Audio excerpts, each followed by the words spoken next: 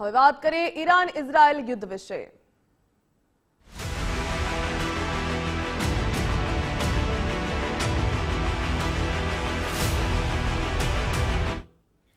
Israel Iran યુદ્ધની વચ્ચે મોટા સમાચાર। ઈરાનના સુપ્રીમો આયાતુલ્લા ખામેનેઈનું મોત થયું। ખામેનેઈના મોત પર ઈરાની મીડિયાની પુષ્ટિ। ટ્રમ્પ અને નેતન્યાહુના દાવા બાદ ઈરાને પુષ્ટિ કરી। સુપ્રીમોના મોત પર ઈરાનમાં 40 દિવસનો રાષ્ટ્રીય શોક જાહેર કરવામાં આવ્યો। ઈરાન સરકાર દ્વારા દેશમાં 7 દિવસની રજા પણ જાહેર કરી દેવામાં આવી। અમેરિકા અને ઇઝરાયલના હુમલામાં ખામેનેઈનું મોત થયા હોવાનો દાવો કરવામાં આવ્યો। તેહરાનમાં સુપ્રીમોના નિવાસસ્થાન પર હુમલો થયો હતો। ખામેનીના મોત બાદ મધ્ય પૂર્વમાં યુદ્ધના ભયાનક એંધાણ। ઈરાની સેના હાઈકોર્ટ પર જે પ્રકારે હાઈ એલર્ટ પર મૂકી દેવામાં આવી છે। વળતા પ્રહારની પણ ધમકી આપવામાં આવી। રિવોલ્યુશનરી ગાર્ડ્સ દ્વારા વળતા પ્રહારની પણ ધમકી અપાઈ। ઈરાનની સુરક્ષા પરિષદે ઇમરજન્સી બેઠક પણ બોલાવી। જે પ્રકારે ઇઝરાયેલે ઈરાન પર હુમલો કર્યો હતો, ગઈકાલે જે પ્રકારે અહેવાલ પ્રાપ્ત થયા હતા કે રાષ્ટ્રપતિ ભવન પર જે મિસાઇલો છોડવામાં આવી હતી, પરંતુ તેમાં એવા પણ અહેવાલ હતા કે ખામેનીને સુરક્ષિત પહેલા જ ત્યાંથી નીકાળી લેવામાં આવ્યા હતા। પરંતુ હવે જે ચોંકાવનારા અને મોટા સમાચાર કે ખામેનીનું મોત થયું હોવાનો દાવો કરવામાં આવી રહ્યો છે। ટ્રમ્પ અને નેતન્યાહુના દાવા બાદ ઈરાને પણ પુષ્ટિ કરી। જે આવનારો સમય છે એ આશા રાખીએ કે વિશ્વ માટે અને ઈરાન લોકો માટે પણ સારા સમાચાર લઈને આવે, જેમાં ઈરાનના લોકોનું થતું દમન અટકે, ત્યાં લોકપ્રતિનિધિ દ્વારા ચૂંટાયેલી સરકાર કે એવું કંઈ બને, એમના ઉપર લદાયેલા પ્રતિબંધો હટવાના કારણે ક્રૂડ ઓઇલ આ તે બાકી બધી મૂવમેન્ટ્સ સરળ બને, ટ્રેડ એન્ડ કોમર્સ સરળ બને।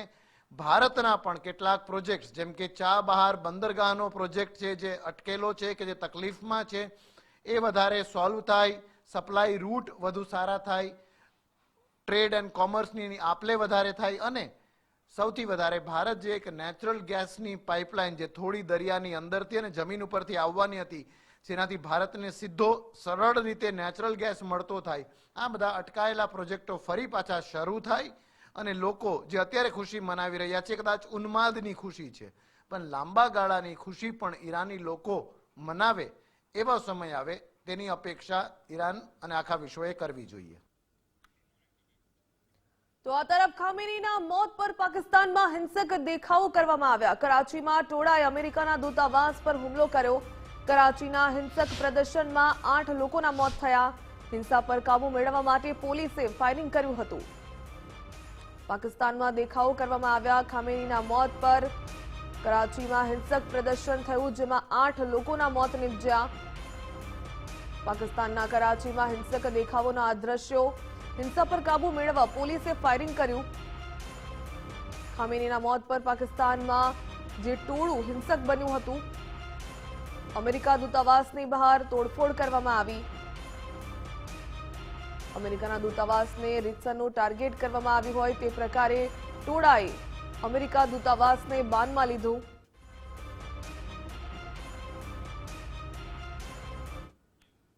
તો આ તરફ ઈરાને ફરી હુમલા શરૂ કર્યા। ખામેનીના મોત બાદ ઈરાનનો આ પલટવાર। ઈરાને શરૂ કર્યું ઓપરેશન ટ્રુ પ્રોમિસ ફોર। ત્યારે દુબઈ, કુવૈત, ઇઝરાયલ અને જોર્ડન પર હુમલા કરવામાં આવ્યા। ડ્રોન અને મિસાઇલ દ્વારા ઈરાને હુમલો કર્યો।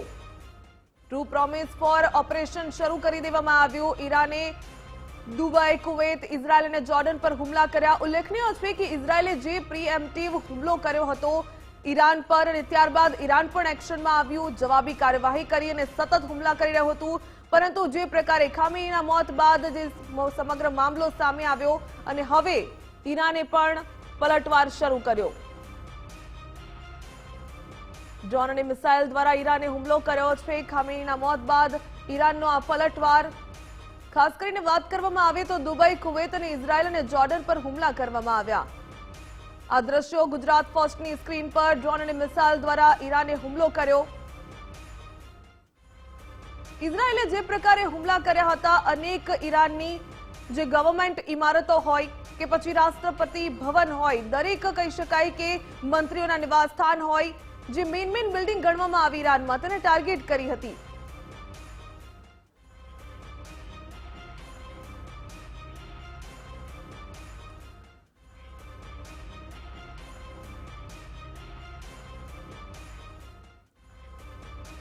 રિટાયર્ડ કર્નલ આપણી સાથે જોડાઈ ગયા છે। જે સોની આપણું સ્વાગત છે। ગુજરાત ફર્સ્ટમાં સહયોગી વિક્રમ પણ જોડાઈ ગયા છે। સૌથી પહેલા કર્નલ આપની પાસે આવવા માંગીશ કે જે પ્રકારે હવે ઈરાન જવાબી કાર્યવાહી કરી રહ્યું છે, જે प्रकारे आप જોવામાં આવે तो दुबई, कुवैत, इजराइल, जॉर्डन पर जो अटैकी हमला किए जा रहे हैं, आपको क्या लगता है कि खामेनी के इस मौत का बदला ईरान कैसे लेगा? जय हिंद भाविका जी, ये मेरा सौभाग्य कि मैं आपके न्यूज चैनल पर हूं और विख्यात को पैनलिस्ट के साथ हूं।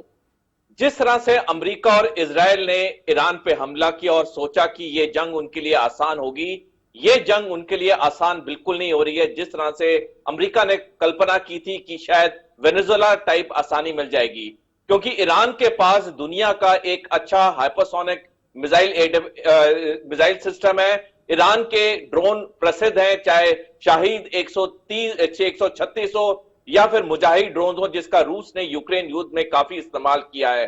और जिस तरह से कल से ताबड़तोड़ हमले ईरान करते जा रहा है मिडिल ईस्ट के 5 देशों पे, इजराइल पे, ये साफ दर्शाता है कि इजराइल के ऊपर और अमेरिका के नौसैनिक अड्डों पर आने वाले समय में और भारी वार होगा।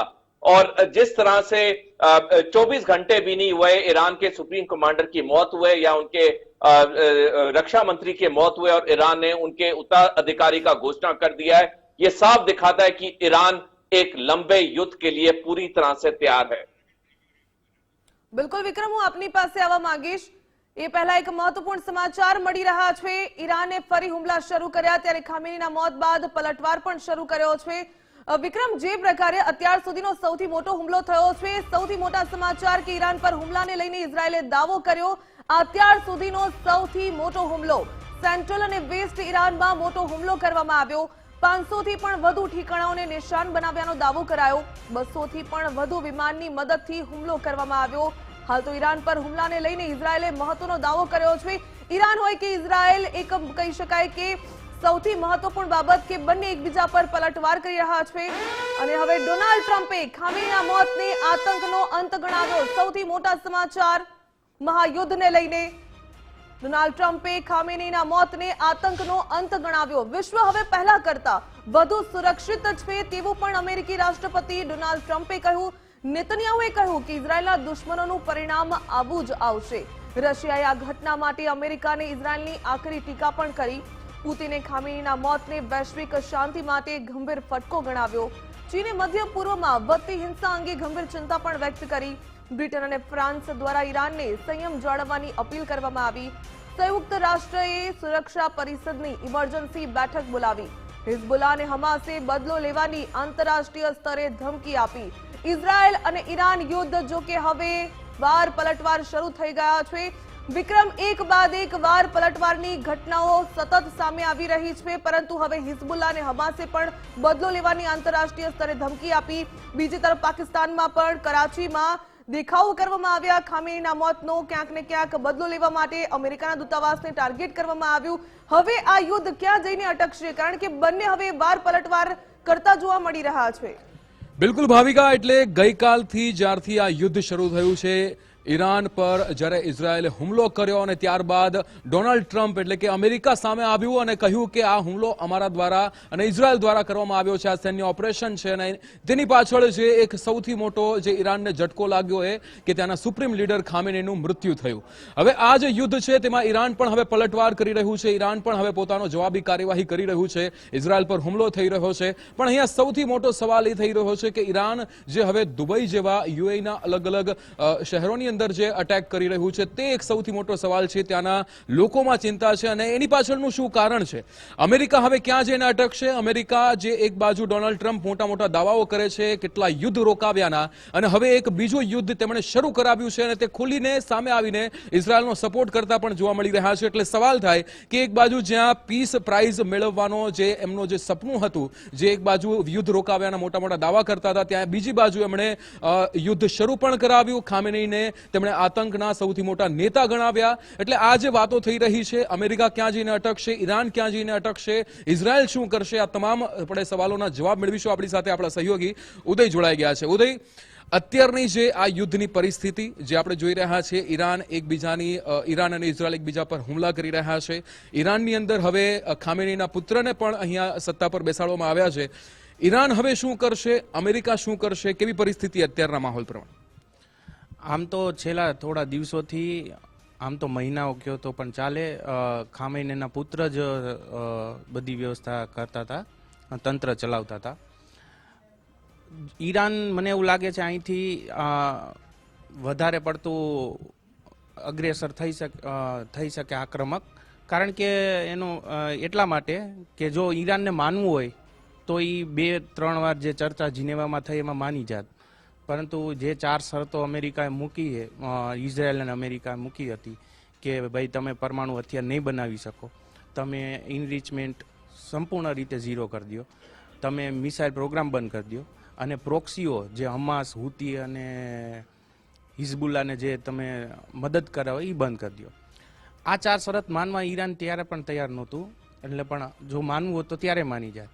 પણ મને એવું લાગે છે કે અમેરિકા અને ઇઝરાયલ હવે જે નવા સત્તા ઉપર એના પુત્ર આવ્યા છે એને આ બધી શરતોને માનવા માટે દબાણ કરી શકે છે, પરંતુ મને નથી લાગતું કે ઈરાન આ માને. એટલે આ યુદ્ધ થોડુંક હજી આક્રમક થોડાક અઠવાડિયા સુધી બની શકે છે. બિલકુલ. પણ ઉદય, અહીંયા સૌથી મોટો સવાલ, આ જ્યારે વોર શરૂ થઈ છે, આ જ્યારે હુમલાઓ શરૂ થયા, ત્યારે આપણે ગઈકાલે રાતથી જોઈ રહ્યા છીએ કે દુબઈ પર અટેક કરવામાં આવ્યો છે. દુબઈના એરપોર્ટને ટાર્ગેટ કરવામાં આવ્યું, ઘણી બધી ત્યાંની જે ફેમસ જગ્યાઓ છે તેને ટાર્ગેટ કરવામાં આવ્યું, તેની નજીક બોમ્બ બ્લાસ્ટ થયા, ડ્રોન હુમલાઓ થયા. આનું કારણ શું છે? દુબઈ પર કેમ અટેક કરવામાં આવ્યો ઈરાન દ્વારા? સાઉદી અરેબિયા અને યુએઈ આ દેશ ઈરાનના દુશ્મન છે. એટલે પહેલાં તો ત્યાં અમેરિકાના એરબેઝ પણ મોજૂદ છે, નેવલ પોર્ટ મોજૂદ છે, એટલે એને ટાર્ગેટ કરવાનું તો ઈરાન પહેલેથી જ કીધેલું હતું. એટલે ઈરાન પાસે એક બાનું છે કે ભાઈ ત્યાં અમેરિકાના ઠેકાણા છે એટલે અમે ત્યાં હુમલો કરીએ છીએ. પણ ખરેખર તમે જોવા જાઓ ને તો ઈરાને મારા ખ્યાલથી એટલા માટે દુબઈને પસંદ કર્યું કે ત્યાં વિશ્વ આખાના ટુરિસ્ટો આવે છે, અને ટુરિસ્ટોની ઉપર હુમલો થવાથી થાય છે શું કે અન્ય દેશો ઇઝરાયલ અને અમેરિકા ઉપર દબાણ વધારે છે કે ભાઈ શાંતિ જાળવો, કારણ કે એના નાગરિકો ત્યાં હોય છે. એટલે ખાસ કરીને એટલા માટે દુબઈને ટાર્ગેટ કરવામાં આવ્યું એવું મને લાગે. બિલકુલ, બિલકુલ. બીજા પણ ઘણા બધા સવાલ છે, ઉદય સાથે આપણે ચર્ચા કરીશું, પણ ભાવિકા આપણી સાથે ગેસ્ટ પણ જોડાયેલા છે, તેમની સાથે પણ આપણે ચર્ચા. બિલકુલ. એ પહેલા મહત્વપૂર્ણ સમાચાર મળી રહ્યા છે. ઈરાનના સુપ્રીમો ખામેનેઈનું હુમલામાં મોત થયું ત્યારે રઝા પહલવીએ ડોનાલ્ડ ટ્રમ્પનો આભાર માન્યો. ઈરાનના ઉત્તરાધિકારી તરીકે હવે ટ્રમ્પનું નિવેદન સામે આવ્યું છે. સારા લોકો ઈરાનને લીડ કરી શકે છે. તો ઈરાનના ઉત્તરાધિકારી પર ટ્રમ્પે નિવેદન આપ્યું છે કે સારા લોકો ઈરાનને લીડ કરી શકે છે. એટલે ટ્રમ્પ ક્યાંક ને ક્યાંક હવે આ સત્તા પલટો કરવા માંગતા હતા અને એમાં ક્યાંક તેઓ સફળ પણ રહ્યા. મોજતબા ખામેનેઈ બન્યા ઈરાનના નવા સુપ્રીમ લીડર. આયાતુલ્લા ખામેનીના પુત્ર છે મોજતબા ખામેનેઈ. અમેરિકા ઇઝરાયલ હુમલામાં ખામેનેઈનું મોત થયું ત્યારે સુપ્રીમ લીડર આયાતુલ્લા ખામેનીના મોત બાદ હવે તેમના પુત્ર મોજતબા ખામેનેઈ ઈરાનના નવા સુપ્રીમ લીડર બન્યા. कर्नल साहब अपनी साथ जोड़ाયેલા છે. सर आपके पास आना चाहूंगी. एक तरफ खामेनेई की मौत, दूसरी तरफ ईरान चुप बैठने वालों में से नहीं है, उत्तराधिकारी पर चुन लिया गया है. आपको क्या लगता है कि ईरान का अगला स्टैंड क्या रहेगा? देखिए भाविका जी, जहां तक अमेरिका और इजराइल की मंशा थी, उनकी मंशा थी कि वहां पे सत्ता परिवर्तन और रेजीम चेंज हो. ये तो होने से रहा. जिस तरह से आज सुबह से लगातार ईरान की सड़कों पे लाखों की तादाद में उनके नागरिक उतर आए हैं अपने ये सुप्रीम लीडर के समर्थन में, अपनी सेना के समर्थन में, तो ये अमेरिका और इजराइल की मंशा तो कभी पूरी नहीं होगी कि वहां सत्ता परिवर्तन हो. हाँ, अब क्योंकि वहां की आवाम का काफी दबाव हो गया है उनकी हुकूमत पे, उनकी सेना पे, तो अब आने वाले समय में हम देखेंगे कि ईरान और बड़े हमले करेगा अमेरिका के नौसैनिक अड्डों पे और इजराइल पे. देखिए, जहां तक बात है अमेरिका की, अमेरिका ईरान से 11,500 किलोमीटर की दूरी पे है और इजराइल 1,600 किलोमीटर की दूरी पे है ईरान से, और इन तीनों देशों का कोई अपना कॉमन बॉर्डर नहीं है. तो आने वाले समय में मिसाइलों के द्वारा, ड्रोन्स के द्वारा ईरान ताबड़तोड़ हमले करेगा. उसकी झलक हम देख चुके हैं किस तरह से आज सुबह दुबई इंटरनेशनल एयरपोर्ट पे बहुत बड़े हमले हुए हैं. बुर्ज खलीफा पे भी हमला हुआ है. वहां पे कल हमने देखा पाम जुमेरा, जो कि सबसे वहां दुनिया के अमीर लोग रहते हैं, उस पे कितने हमले हुए हैं. तो ईरान तो आने वाले समय में और ताबड़तोड़ हमले करेगा। सोडी सर, देखने जाए तो प्रीएम्प्टिव अटैक इजराइल ने किया, पर ईरान के पास ज्यादातर असला बारूद है और उसके पास हाई टेक्निक मिसाइल्स भी है। तो क्या लगता है कि अभी तक ईरान बदला लेने के मूड में नहीं आया? क्योंकि खामेनी की मौत के बाद जो बदला लेने की जो कोशिश की जा रही है, दुबई में हमला किया गया, फिर उसके बाद भी ट्रंप का एक निवेदन स्टेटमेंट सामने आया है कि आतंक का अंत हुआ। लेकिन आपको क्या लगता है कि ये संयुक्त तरीके से इजराइल और अमेरिका ने जो हमला किया है, लेकिन ईरान उस पर भारी पड़ सकता है? क्योंकि ईरान जिस तरह से जवाबी कार्यवाही कर रहा है, उस पर से क्या हमको लगता है कि आगे क्या हो सकता है? भाविका जी, पिछले साल भी जब 12 दिन का युद्ध हुआ था ईरान और इजराइल के बीच में, तब भी ईरान ने बहुत क्षति पहुंचाई थी इजराइल को, बल्कि इजराइल की राजधानी टेल अवीव को ईरान की मिसाइलों ने 1/3 बर्बाद कर दिया था। यहां तक कि ताबड़तोड़ जिस तरीके से पिछले साल भी ईरान की मिसाइलों ने इजराइल में कहर मचाया, नेतन्याहू के पास कोई चारा नहीं था बनस्पत कि डोनाल्ड ट्रंप के पास जाएं। इस बार भी जिस तरह से लगातार ईरान हमले कर रहा है, और इस बार सिर्फ इजराइल तक हमले सीमित नहीं है, इस बार पूरे खाड़ी देशों पे हमले हो चुके हैं जहां जहां पे अमरीकी सैनिक अड्डे हैं। और कल से तो लगातार अब ईरान सिविलियन इलाकों पे भी कर रहा है, जो कि कोई सेना जैनी सिविल इलाकों को टारगेट नहीं करती है। लेकिन एक प्रसिद्ध कहावत है कि जंग में सब कुछ जायज है, युद्ध में सब कुछ जायज है। तो इसलिए ईरान कोई भी कदम पीछे नहीं ले रहा है। उसको अब पूरे अपने प्रजा का समर्थन है, उसको अपने नागरिकों का समर्थन है। हमने देखा दुनिया के कई देशों में किस तरह से लोग सड़कों पर उतर आए हैं खामेनी की मौत के ऊपर, और अमेरिका के खिलाफ अब दुनिया में आक्रोश और गुस्सा बढ़ता जा रहा है। तो आने वाले समय में तो ईरान काफी दिक्कतें करेगा। हम जानते हैं अमेरिका वो देश है जहां पे अगर एक सैनिक की मौत हो जाए तो वहां बवाल खड़ा हो जाता है। अब तक तो अमेरिका ने बताया नहीं कितने सैनिक मारे गए हैं। हालांकि ईरान ने बोला है कि उसने 200 सैनिक मारे अमेरिका के, लेकिन अमेरिका ने कोई इसकी पुष्टि नहीं की है। जिस दिन पहला अमेरिकी सैनिक का शव अमेरिका पहुंच जाएगा, उस दिन डोनाल्ड ट्रंप के लिए दिक्कतें बहुत बढ़ जाएंगी।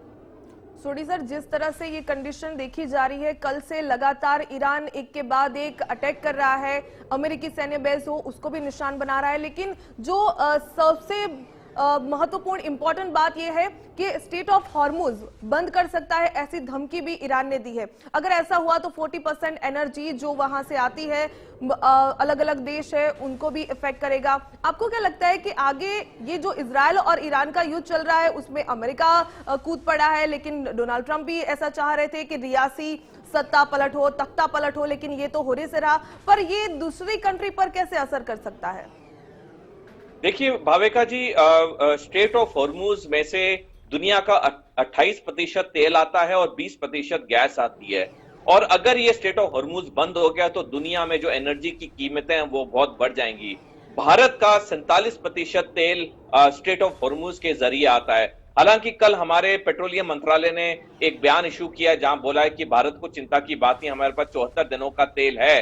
तो अगले 2-3 हफ्ते तक तो ये जंग चला तो दुनिया में कोई ज्यादा प्रॉब्लम नहीं आएगी, क्योंकि हर देश के पास 50 से 60 दिन का तेल होता ही है एज रिजर्व। लेकिन अगर ये जंग 4 हफ्ते से ज्यादा चला तो डेफिनेटली पूरी दुनिया पे कहर मचने लग जाएगा, क्योंकि अगर तेल और एनर्जी की कीमतें बढ़ेंगी, हर चीज की महंगाई आएगी। ऑलरेडी हमने देखा है रूस यूक्रेन युद्ध को जो 4 साल हो चुके हैं, किस तरह से ग्लोबल सप्लाई चेन्स अफेक्ट हो चुकी हैं, महंगाई 4 साल में बढ़ चुकी है। लेकिन अगर तेल नहीं मिलेगा, तेल कम मिलेगा तो महंगाई और ज्यादा बढ़ जाएगी। तो इसलिए नेतन्याहू और ट्रंप के लिए ये एक सही बात होगी कि वो इस जंग को जल्दी से जल्द खत्म करें। अन्यथा जिस तरह से उनके ऊपर अब दबाव आने लग जाएगा, अगर महंगाई बढ़ने लगी तो पूरी दुनिया का दबाव उनके ऊपर आएगा। जहां तक अमेरिका की बात है, नेतन्याहू की बात है, उन्होंने तो जो उनका मेन लक्ष्य था खामनी को मारना, वो तो उन्होंने हासिल कर लिया, वो सफल हो चुके हैं। तो इस जंग को उन्हें जल्द से जल्द खत्म करना चाहिए। अन्यथा अगर दुनिया में आक्रोश बढ़ता गया, ट्रंप के लिए दिक्कतें होंगी। मैं एक और टिप्पणी करना चाहूंगा, नवंबर में अमेरिका में मिड टर्म पोल्स हैं, डोनाल्ड ट्रंप की अप्रूवल रेटिंग बहुत घट चुकी है, और जिस तरह से अब कई रिपब्लिकन पार्टी के सांसद भी ट्रंप के खिलाफ खड़े हो गए हैं, डोनाल्ड ट्रंप के लिए दिक्कतें हो जाएंगी अगर वो इस युद्ध को जल्दी खत्म नहीं करेंगे। બિલકુલ બિલકુલ વિક્રમ, આપની પાસે આવવા માંગીશ. ડોનાલ્ડ ટ્રમ્પ જે હંમેશા ક્યાંક ને ક્યાંક કોઈક ને કોઈક દેશની સાથે ક્યાંક પીસ વાર્તા કરતા જોવા મળે કે પછી પોતાની ઇન્ટરફેરન્સ કરતા જોવા મળે છે. રશિયા યુક્રેન યુદ્ધની વાત હોય ત્યારે પણ અલગ રીતે સ્ટેન્ડ એમનું જોવા મળ્યું હતું. વેનેઝુએલાની વાત હોય ત્યારે પણ ક્યાંક સત્તા પલટો કરવા માટે માદુરોને ક્યાંક કેદ કરી લેવા આ પ્રકારની સ્થિતિ પણ જોવા મળી હતી. પરંતુ સૌથી અત્યારે મહત્વપૂર્ણ બાબત એ થઈ રહી છે કે આમાં અમેરિકાને કેટલું કહી શકાય કે નુકસાન થઈ શકે. અત્યારનો ઇતિહાસ જોવામાં આવે, ઘણા સમયથી જોયું હતું કે અમેરિકાએ જ્યારે બીજા કોઈ દેશને મદદ કરી છે, થોડા વર્ષો કરવામાં આવે, ત્યારબાદ તેની સેના ત્યાંથી ઉઠાવી લેવામાં આવે, તેને ક્યાંક ને ક્યાંક કોઈકના યુદ્ધમાં ઝંપલાવી તો દેવું હોય છે, પરંતુ નુકસાન સૌથી વધારે અમેરિકાને થતું હોય છે. પીસ પ્રાઇઝ માટે યુદ્ધ રોકાવ્યાના મોટા મોટા દાવાઓ કરતું હોય છે, પણ બીજી બાજુ જ્યાં વેનેઝુએલાની વાત કરીએ કે પછી ઈરાનની વાત કરીએ, એમાં અમેરિકાનો શું ફાયદો છે? અમેરિકાને ભલે એક બાજુ નુકસાન થતું હોય, અમેરિકાની અંદર જે પણ પ્રકારના અલગ અલગ નુકસાનની વાત કરીએ, પણ અહીંયા ઉદય આપને પૂછવા માંગીશ, કારણ કે વેનેઝુએલામાં પણ આપણે જોયું, ઈરાનમાં પણ જોયું, અમેરિકાને આનાથી શું ફાયદો? આમ જુઓ ને તો અમેરિકા એક તીરે બે નિશાન સાધવાના સ્ટ્રેટેજી પર કામ કરે છે. વેનેઝુએલા વર્ષોથી અમેરિકાને વિરોધમાં ચાલતું હતું, તો માદુરોને કંટ્રોલ ન કરી શક્યા, તો માદુરોને ત્યાંથી જપ્ત કરી, ધરપકડ કરીને અમેરિકા લઈ આવ્યા, જેથી કરીને હવે વેનેઝુએલામાં તો અમેરિકાનું નિયંત્રણ વધી ગયું, ખાસ કરીને ઓઇલ સેક્ટર ઉપર. હવે ઈરાન એક એવો દેશ છે કે જે જ્યારથી પણ અરબ સ્ટ્રીમ ચાલુ થયું ત્યારથી એના ઉપર પ્રતિબંધ લાગેલા છે, એટલે એ ખુલ્લીને ઓઇલ વેચતું નહોતું. એક ચીન છે જેનું ઈરાનનું ઓઇલ 90% આપણે ખરીદે છે, ભારત પણ ખરીદતું હતું, પણ ટ્રમ્પની જે પહેલી ટર્મ હતી ત્યારે ટ્રમ્પે આપણને વિનંતી કરી હતી ને આપણે ઈરાન પાસેથી ઓઇલ ખરીદવાનું બંધ કર્યું હતું. ક્યાંક ને ક્યાંક છે ને, એક તો આ વિરોધી દેશો છે એને ટાર્ગેટ પણ કરવામાં આવે છે, ને સાથે સાથે એ લોકોને ટાર્ગેટ કરવાથી ચીન પણ ટાર્ગેટમાં આવી જાય છે, કારણ કે ચીન એક એવો દેશ છે જે વેનેઝુએલા પાસેથી સૌથી વધારે ઓઇલ ખરીદતું હતું, ઈરાન પણ પાસેથી વધારે ખરીદતું હતું. ખાસ કરીને આ વસ્તુ પછી જ્યારે આ લોકો નિયંત્રણ કરી લેશે, જેમ કે વેનેઝુએલામાં કર્યું એમ, તો પછી ઈરાનની અંદર જે રેર મિનરલ્સ છે, યુરેનિયમ છે, ઓઇલ છે, એના ઉપર નિયંત્રણ અમેરિકા લેશે. એટલે આ એક મેઇન ટાર્ગેટ આ છે.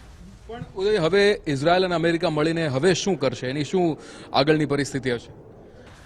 હવે ઈરાન છે ને એક એવો દેશ છે કે જેમાં કે ઇસ્ફાન છે, તેહરાન છે, નતાન્સ છે, આ બધા શહેરોની અંદર, અનેક શહેરોની અંદર એ લોકોએ મિસાઇલ સિટી બનાવેલા છે જે જમીનની નીચે છે. એના સાઇલો પણ જમીનની નીચે છે, મિસાઇલનો જથ્થો પણ જમીનની નીચે છે. એટલે ખાસ કરીને સ્ટ્રેટેજી એ રહેશે કે ઈરાનના જે સાઇલો છે એ સાઇલોને એક સાથે ટાર્ગેટ કરવા, જેથી કરીને પલટવાર ઈરાન ન કરી શકે. સાથે જ મોસાદ એક એવી જાસૂસી સંસ્થા છે કે જેનું નેટવર્ક ઈરાનમાં સૌથી મોટું છે, તો એનો ઉપયોગ કરીને સબોટાજ હુમલા પણ ઈરાનમાં તમને જોવા મળશે. બિલકુલ.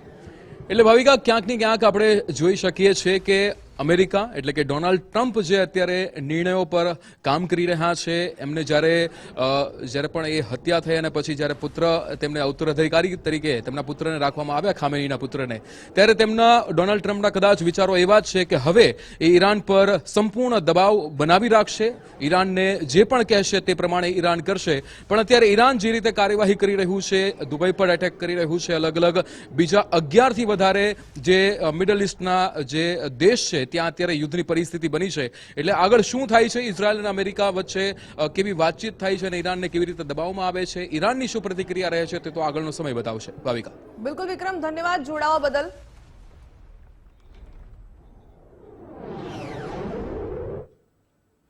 હાલ બુલેટિનમાં બસ આટલું. વધુ સમાચાર માટે આપ જોતા રહો ગુજરાત ફર્સ્ટ.